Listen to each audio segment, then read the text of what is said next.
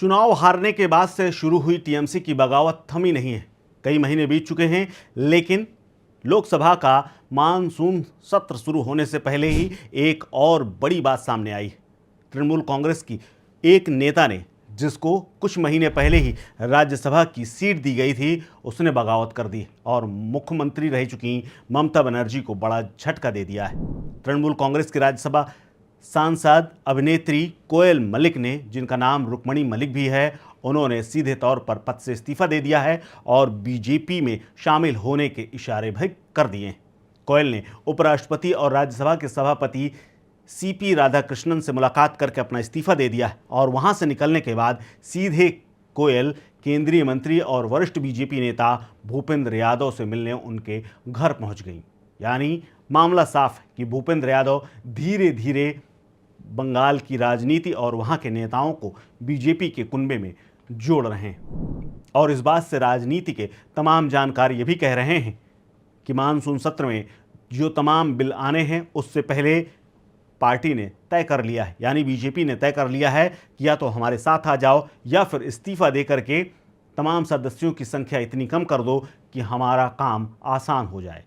लेकिन सबसे बड़ा सवाल है कि बंगाल में कोयल मलिक, जो कुछ महीने पहले ही राज्यसभा गई थी, आखिर वो हैं कौन? और कांग्रेस की तरफ से ये चौथा इस्तीफा है राज्यसभा में और वहाँ पर ताकत भी कम होती जा रही है।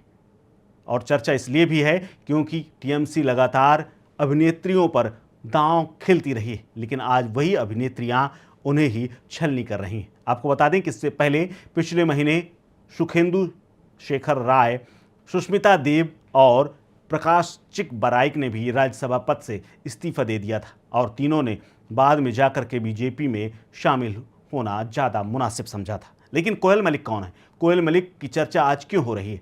दरअसल कोयल मलिक के पिता रंजीत मलिक, जो कि बंगाली फिल्म के जाने माने नाम है और एक्ट्रेस के पिता के होने के साथ साथ वो एक दिग्गज बंगाली एक्टर और प्रोड्यूसर भी रहे। उनकी मां का नाम दीपा मलिक है। कोयल मलिक ने अपनी शुरुआती पढ़ाई modern high school for girls से की थी। उसके बाद उन्होंने कोलकाता के गोखले मेमोरियल गर्ल्स कॉलेज में एडमिशन लिया और यहाँ से साइकोलॉजी में बीएससी ऑनर्स किया।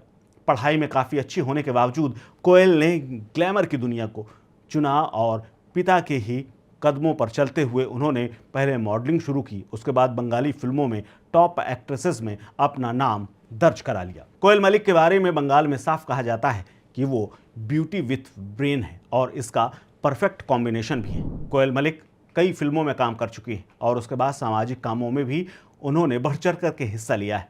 लोगों की अक्सर मदद करती हुई वो नजर आई। हालांकि उनके परिवार में इससे पहले कोई राजनीति में था ही नहीं। कोयल मलिक के सोशल मीडिया पर भी लाखों की तादाद में फैंस हैं जो उनकी एक झलक के लिए बेताब रहते हैं। कोयल मलिक के 2 बच्चे भी हैं और उनकी शादी 2013 में प्रोड्यूसर निष्पल सिंह से हुई थी। शादी के बाद 2020 में एक्ट्रेस ने बेटे को जन्म दिया और बेटे का नाम उन्होंने कबीर सिंह रखा।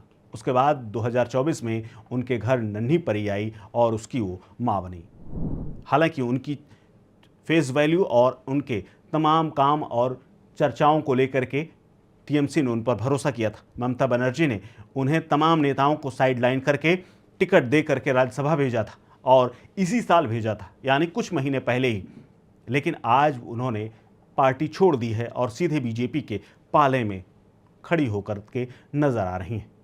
फिलहाल कोयल को लेकर के अचानक से टीएमसी को दिए गए इस झटके पर आप क्या सोचते हैं? शेयर कीजिए अपनी राय, अपना ओपिनियन हमारे साथ। आप देख रहे हैं स्टेट मिरर।